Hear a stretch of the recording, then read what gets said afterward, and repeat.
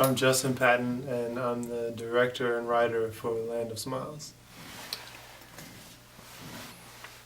The idea for Land of Smiles came from two places. Initially, I had spent time in Thailand doing humanitarian work and teaching English and just being immersed in the culture, and I would see um, foreign men, like clearly they're there just for the visit, but they would be with these young Thai boys and girls, and it would just draw me out and make of my fun, and I would realize that there was something going on. And then as I researched more and more into it, I saw that there was this huge sex organization, sex industry in Thailand that has been built over decades and decades.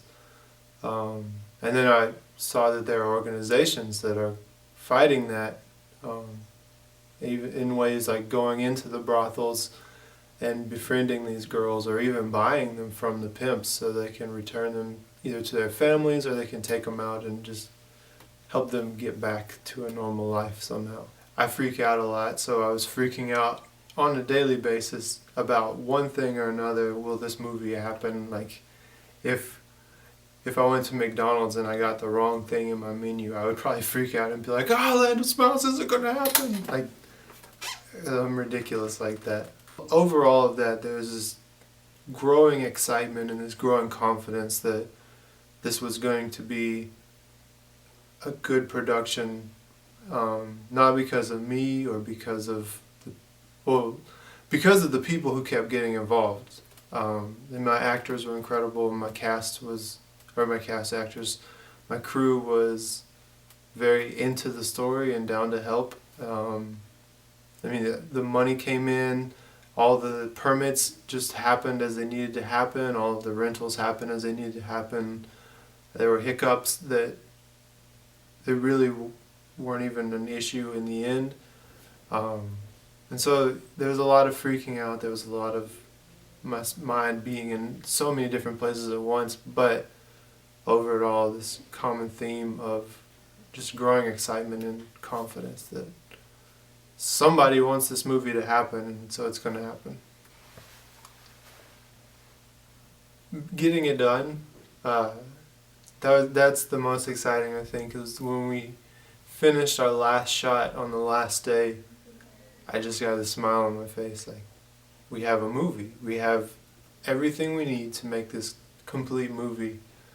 And that was the moment I was waiting for, like, because you worry a little, like, we're on a schedule. We only have a certain amount of time, so we need to make sure we at least have an entire movie, and we did with time to spare. And that was exciting. And then another thing that was exciting, my parents got to come in and sit with us for the last 2 days, and I was focused on directing, but I would look at them watching me, and that got me excited because I was thinking about what they were probably thinking. That I finally found this thing that I want to stick with, because I've done everything and I've quit it all, but this is the one thing that I can't quit, and I think that made them really proud, and that made me really excited.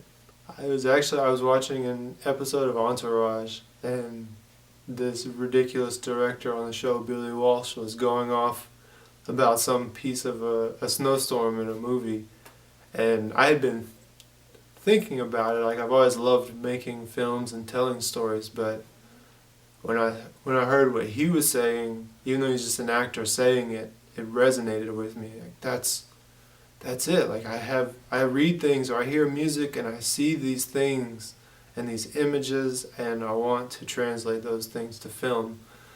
And so I would say that's win, and then it just keeps getting confirmed and strengthened each time I shoot something. I really love Alfonso Cuarón for Gravity and Children of Men. I just love him because he's very smart. Like, he creates new technology for his films. And I also love him because he's very convinced about his vision, and his long shots are beautiful. His long takes they changed my way of seeing film.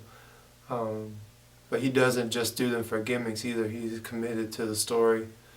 And so I would say he's probably my favorite. And then another is Nicholas Revan, who I think is incredibly weird, but he has a very strong sense of himself, and I appreciate that. It resonates with me. Probably Jurassic Park will always be my favorite movie, just because it's the first time I saw a dinosaur that I felt like I could touch, and as a kid that was it for me. So yeah, that's something that I want to be able to do for audiences. I hope a lot of things. I hope that I can get more work from it. I hope that me and my crew and my cast all get notice in the festival circuits, because I would love for this to be a launching pad for their careers as well. And then I hope that it allows me to get more involved with doing good work against the sex trade, I guess. Like, I would love to shoot a documentary, or I would love to even just go and see what these people do and what they need, and how I can help them. I hope that it brings good for those girls. I hope that it brings good for my cast and crew, and for me as well.